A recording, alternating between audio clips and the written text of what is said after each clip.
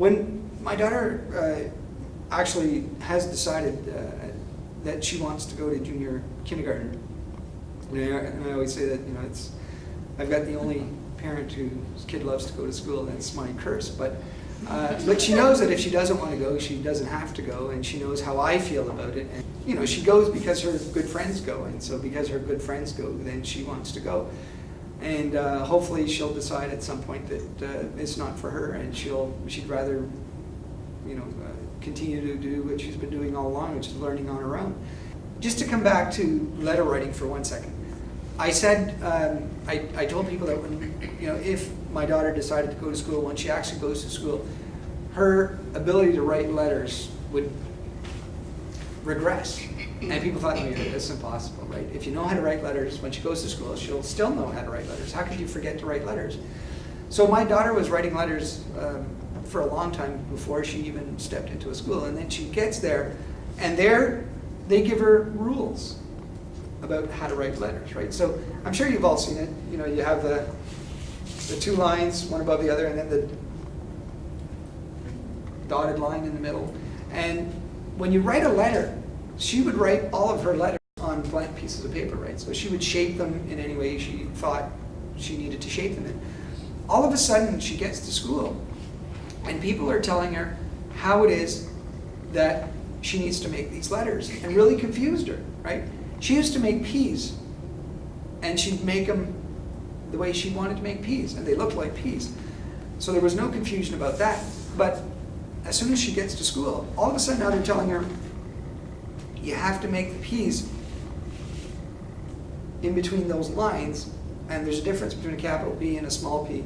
And I don't even know how it works, but I have to ask a kindergarten teacher, maybe you know, but first you make the circle, I think, in a clockwise direction, and then you make the stick. Or is it the other way around? Right? You make the stick and then you move back up. Oh, you make the stick first. Stick and then Oh, you you see, go I up, failed and then you kindergarten, go junior clockwise kindergarten. around. All right, so you make the stick first, and then you make. No, I always had my own kids do the circle first, so they could make the stick touch it. Because my Right. kids at school would go and do you the don't stick take your first, pencil and off then the the page, circle though. would be over You here. go down and then you follow right back up the same line and then you go around. Okay, so you see how something as simple as making a P I pay attention. becomes very complicated, where you have adults in a graduate program now discussing what's the best way to make a P, because it's pretty complicated, and they're actually working out on pen and paper to see what works best. But, you know, I've never done that. this is what it is, right? It's all about taking something that's very simple and breaking it down to the point where it becomes so complicated, and this connects to what I was saying earlier about Ivan Illich, that's so complicated where you need experts to teach it, because experts know the real way to do these types of things. And so she was getting totally confused. When you make a K, how do you make a K?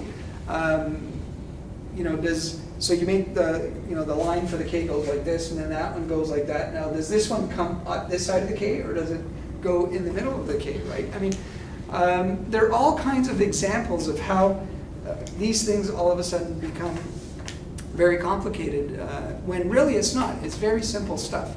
But schools make it more than it actually is. And that confuses young children. Actually, it confuses adults, right? Because we're all confused in here about the proper way of making a P. But then there are all kinds of other things that when they write, let's say she writes her name, she would write it all in capital letters. That's a big no-no. It's a big no-no, right? And so Okay, when I do that. they would say, well, only the first letter is capitalized, and the rest of it needs to be in smaller case, right? Then you look around the world that you live in, and you see, you know, I have a Toshiba laptop that my daughter pointed out to me, and it's all capitalized. The whole word is capitalized. And if you look at, you know, the carton there where it says milk, milk is all capitalized. Partly skimmed is all capitalized. So look around where we are here. Here on this magazine, they're all small case, so nothing is capitalized. And in this magazine, everything is capitalized here, and on and on and on, right? The Invicta bag, it's all capitalized, or small case, or whatever it is. So Sony on the camera is all capitalized. And so all street signs, aren't all street signs capitalized, right? So we're telling them that there are these particular rules that they have to follow, and that's the proper way and only way of doing things. Meanwhile, when you go out into the world tells you different. And this, again, causes a lot of confusion for my daughter and so on. And there's the bag there that says, you know, the red bag, if you look at the lettering on it, it's all capitalized, right? And so how do you tell a young person that that's wrong? So everybody who wrote all street signs, they were all wrong, and all the other lettering that we see is all wrong as well.